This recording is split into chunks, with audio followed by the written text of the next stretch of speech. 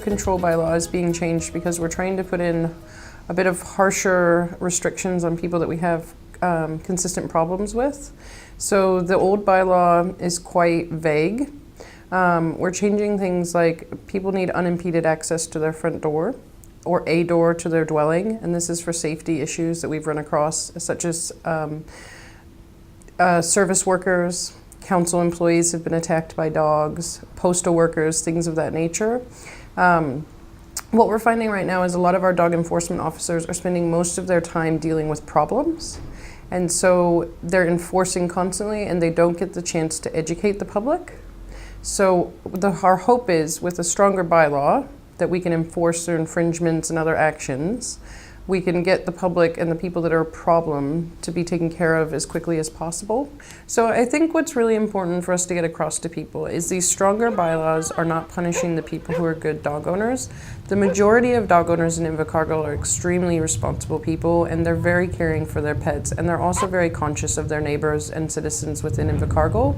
The bylaws are really getting strengthened to deal with the problem issues that we have, or maybe repeat offenders. If we have stronger bylaws, it allows us to enforce without having to spend lots of time on it. It just cuts the problem out and it gives the dog officers more time to spend doing the more positive things of their roles. People are really surprised to find out that we average 1 dog for every 5 people in Invercargill. That's a statistic that's actually extremely high.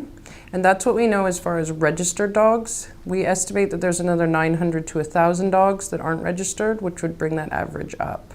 So because of that, we have to have strong enough bylaws in place so when there is a problem, we can deal with it as quickly as possible. So some of our key changes that we are doing in the new bylaw are, we would like that all dogs registered as menacing are neutered within 30 days of receiving that notification.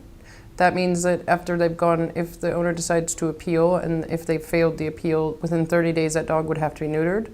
Currently that is not in the bylaw. We're also asking that all dogs that are registered as dangerous must be neutered within 30 days of that classification as well. Other things that we're changing is we're defining under control as being on a lead. So whereas before we actually never defined what under control means, we are looking at possibly adding, through the submission process, under control being a voice command as well, because some dogs do respond differently to voice command than they do on lead. We're also including maps that will give a defined area of where you can have your dog off a leash, because previously it's been a bit confusing, so we were thinking by providing full color maps, people have a really good idea of where they're allowed to have their dog off lead. A lot of people don't understand where they can actually have the dog on and off lead. Like Queen's Park is a great example. You actually need to have your dog on lead, but it's also, the things we want to clarify in the bylaw and within the policy are for people who are non-dog owners as well. So another major change that we've made is we're saying that you cannot have a dog that intimidates people at your gate. For example, if you're a citizen walking down the street, whether you're a dog owner or a non-dog owner, if you are constantly having a dog aggressively go at you at that fence and it becomes a problem and it's a repeated problem amongst more than one person, it's not an obvious complaint by somebody who just doesn't like your dog, then we've put that in that we will actually take actions to ask you to either move your gate back or to do things, put things in place that will help make it less of a problem. Because one of the things we found is that we don't really have any powers to change the problems, and what we want to do through our new model is called evade. So our first step would be to educate people. So in that situation, our first step would be to go talk to the owner, say, look, there's been a problem, there's multiple reports, we would really like to work with you to fix it, before we would start writing infringement notices or sending out warnings.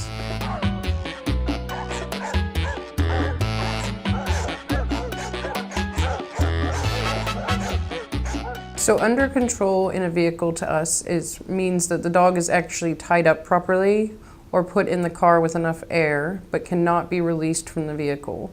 Or it needs to be kept in a kennel in the back of the vehicle, or in a truck. It actually needs to be restrained within a kennel. It can't be just sitting in the back free. And that's also for the dog's safety, not just people's safety, because if you stop suddenly, or you were to have an accident in your car and your dog isn't properly kenneled in the back of your truck, obviously the dog could be victim to that accident. In our current bylaw, you can have 3 dogs and then you don't need a license to get you'll need a license to get a 4th dog. In the new bylaw, you will have 2 dogs and you will need a license to get a 3rd. Some people are a little bit confused about that. So we have a grandfathering in rule. So if you currently have 3 dogs, that will not affect you. When you register your dogs, you'll be under the same registration system as you were before. However, if you have 2 dogs and you're getting a 3rd dog after July, you will have to apply for the special license fee.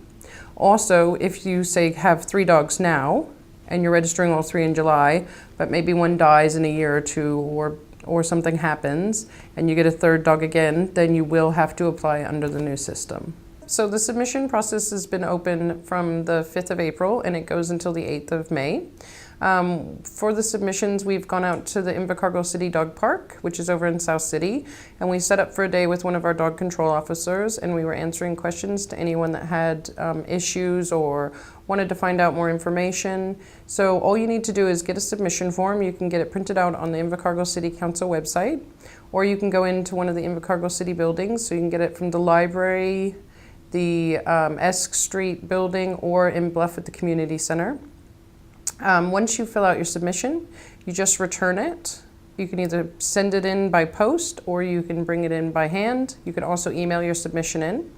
Once we receive them, we will go through them. We will be making modifications based on the submissions. If we get a lot of issues that we find are really relevant to a great number of people, then we look at changing those before we send the final one through. It will go to council. You'll have the opportunity to present to them. And once you do that, then we make those changes based on what council has heard. So what's going to happen is once the changes go through, everything will be effective for the next financial year. So basically with your next dog registration, those changes will be implemented.